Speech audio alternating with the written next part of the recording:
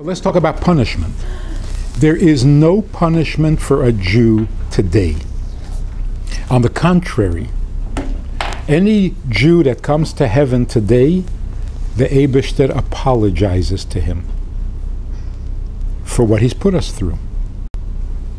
Yom Kippur, I mean, this is a bit of an exaggeration.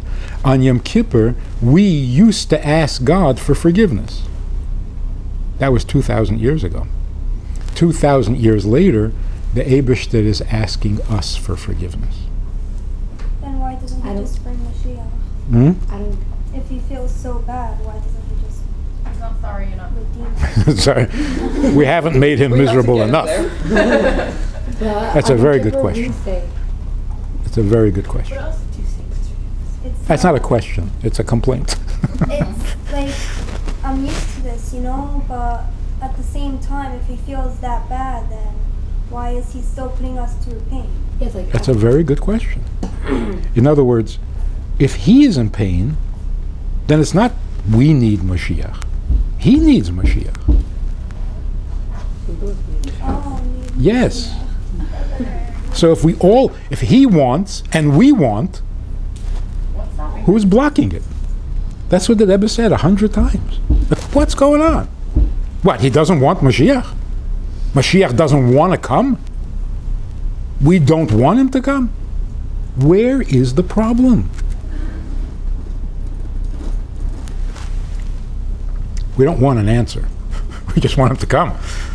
So don't tell me what the problem is. It's because we sin, I understand. No. That. Yeah, no. Yeah, that's what it is. That's what Mashiach can only come after we do tshuva. Well, to do tshuva, you have to sin. So are we doing tshuva? We're doing more tshuva than any generation ever. So what? We need 2 more people to do tshuva? Oh, I think I know the guy. He is preventing Mashiach from coming. We should go picket his house.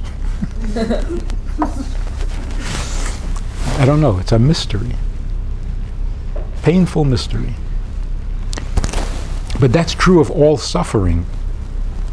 How does God tolerate suffering? Doesn't he suffer? Yes. And he suffers more than us. Because his pain is infinite.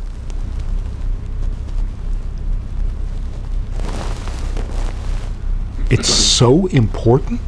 It is so necessary to go through the pain that even he has to suffer with it.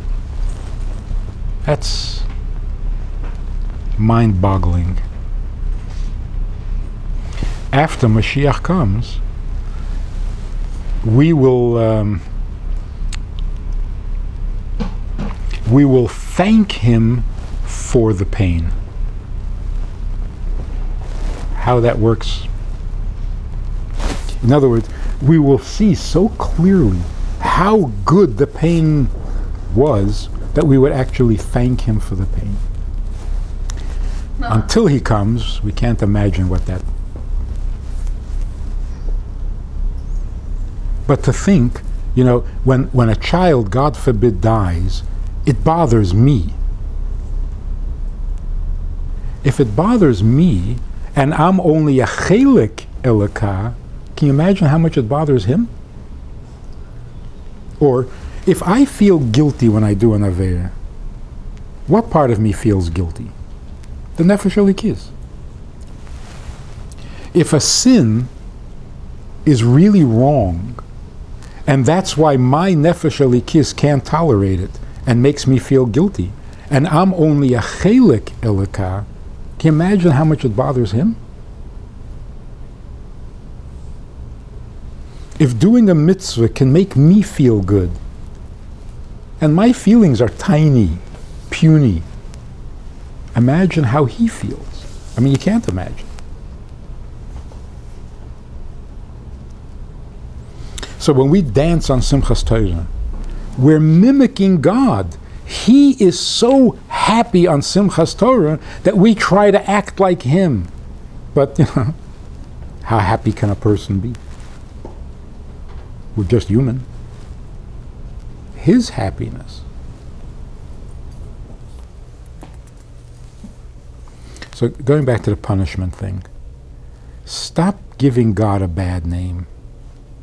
I mean, if you say to a non-Jew, I'm afraid I'm going to get punished because I ate something non-kosher, the non-Jew would say, you know, you have a really miserable God.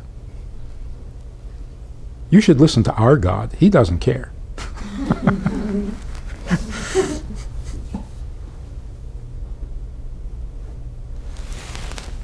After all you've been through, He's going to punish you because you forgot to do a mitzvah? It's such a chil Hashem. So, is there no reward and punishment? Of course there is.